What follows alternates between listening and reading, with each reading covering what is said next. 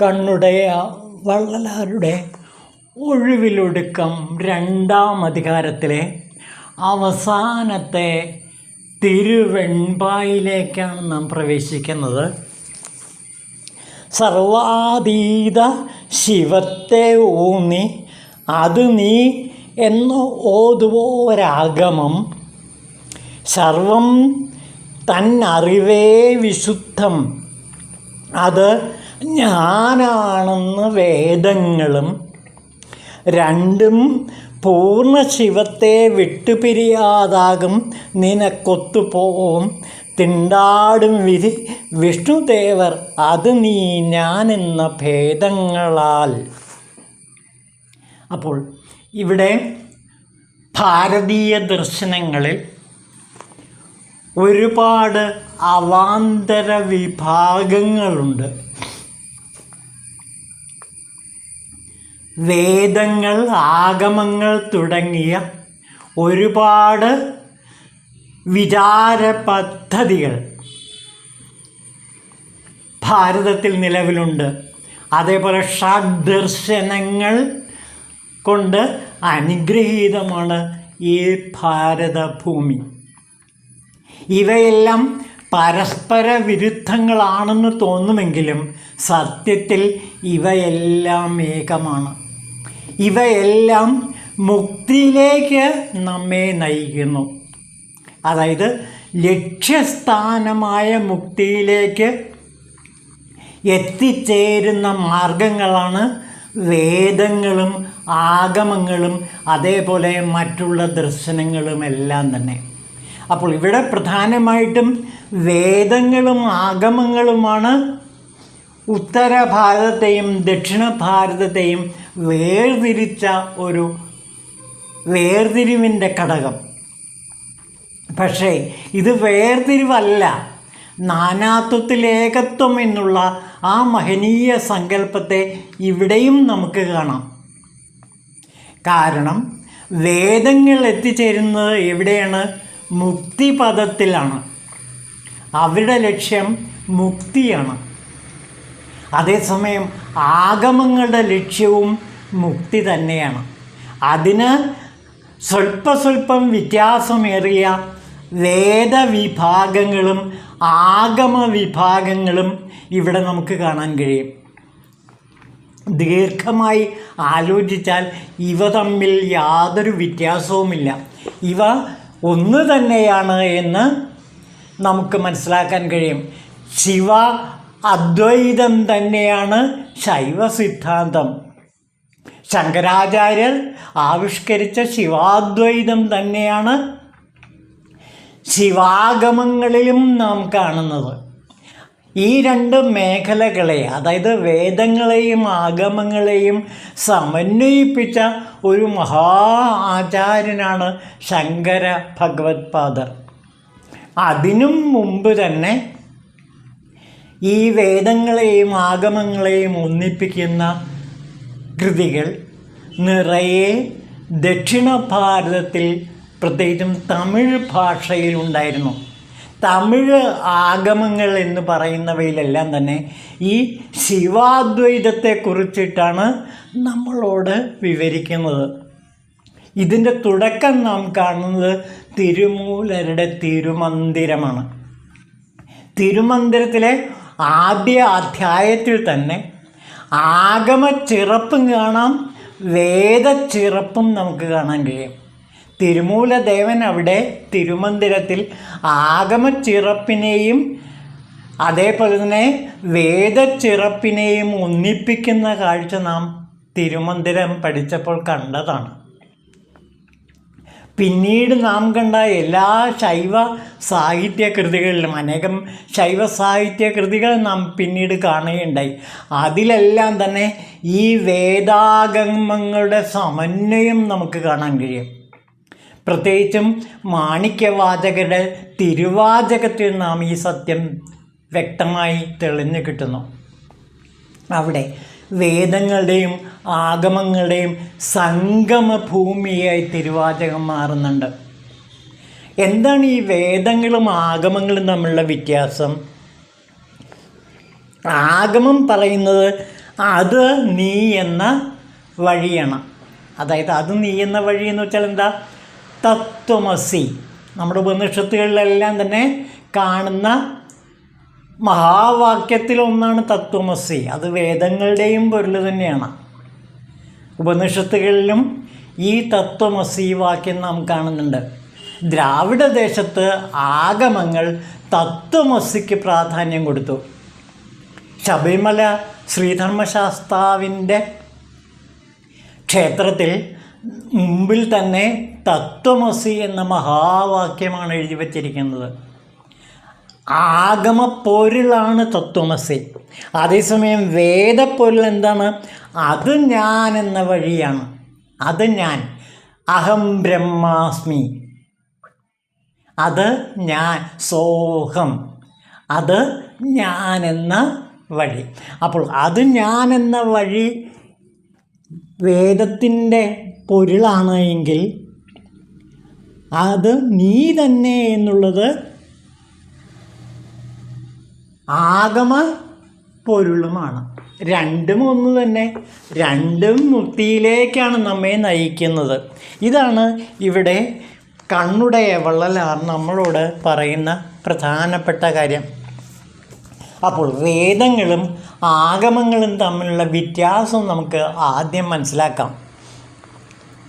ജീവനാകുന്ന അറിവിനെ അറിയിക്കുന്ന അറിവാണ് ശിവം.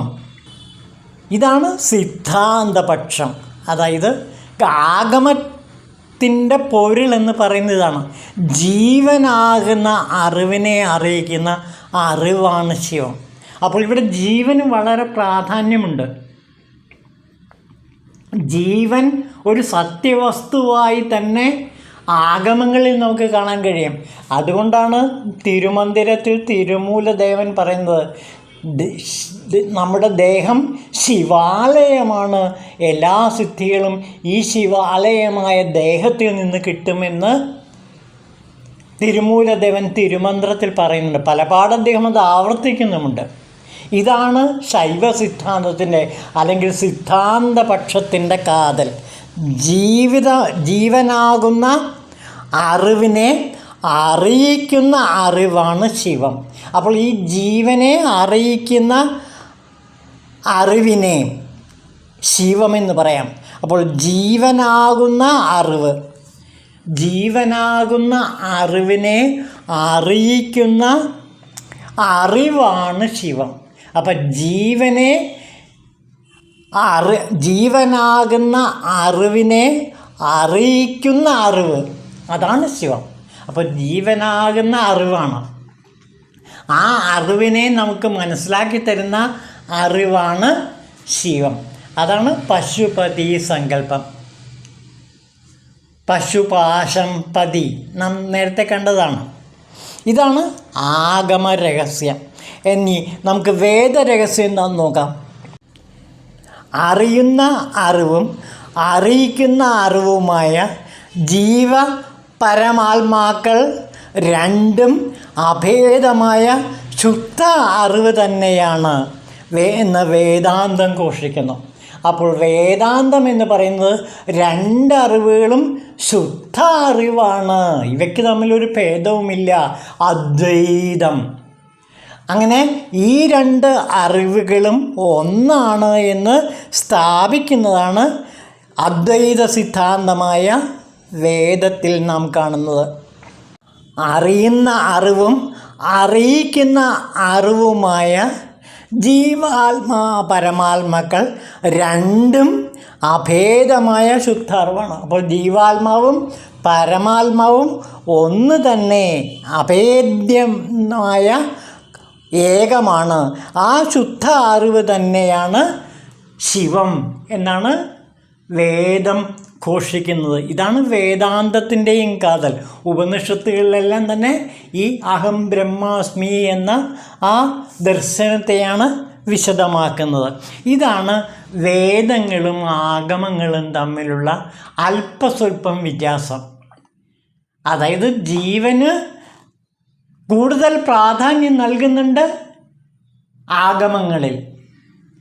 അതായത് ജീവനാകുന്ന അറിവിനെ അറിയിക്കുന്ന അറിവാണ് ശിവം.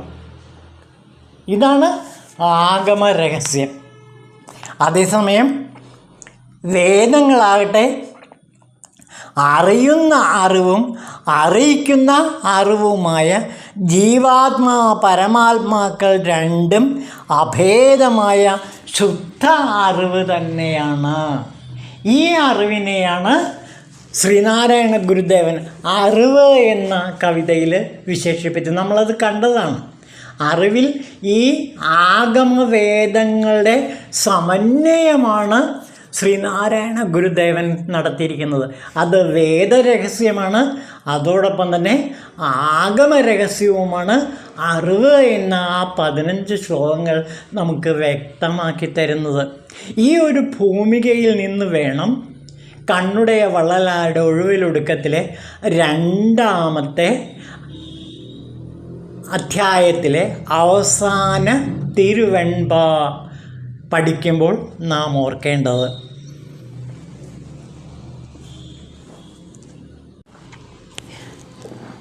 സർവാതീത ശിവത്തെയൂന്നി അത് നീ എന്നോതോരാഗമം, സർവം തന്നറിവേ വിശുദ്ധം അത് ഞാനെന്ന ഓതും വേദങ്ങളും, രണ്ടും പൂർണ്ണശിവത്തെ വിട്ടുപിരിയാതാകും നിനക്കൊത്തുപോവും, തിണ്ടാടും വിധി വിഷ്ണുദേവൻ അത് നീ ഞാനെന്ന ഭേദങ്ങളാൽ. അപ്പോൾ ഇവിടെ രണ്ടും ഒത്തുപോകുന്നു. വേദങ്ങളും ആഗമങ്ങളും തത്വമസിയും അഹം ബ്രഹ്മാസ്മിയും ഒന്ന് തന്നെ. ഇവ രണ്ടും ഒന്നിച്ച് നിൽക്കുന്നു. ഒന്നായ ശിവത്തെ തന്നെയാണ് ഈ 2 മഹാവാക്യങ്ങളും വിശദമാക്കുന്നത്. രണ്ടും പൂർണ്ണ ശിവമാണ്. ഈ സത്യം മനസ്സിലാക്കുന്നവർക്ക് അത് നീ ഞാൻ എന്നിങ്ങനെയുള്ള ഭേദങ്ങളുമില്ല. അത് ഞാൻ നീ തുടങ്ങിയ ഭേദങ്ങളൊന്നുമില്ല. അങ്ങനെ ഭേദങ്ങളുള്ളവരാണ് വിഷ്ണു ബ്രഹ്മ ശിവസങ്കല്പങ്ങളൊക്കെ ഉണ്ടാക്കി വയ്ക്കുന്നത്. അങ്ങനെ ഈ വിഷ്ണുവും ബ്രഹ്മാവും ശിവവും എല്ലാം തന്നെ ഒന്ന് തന്നെയാണ്.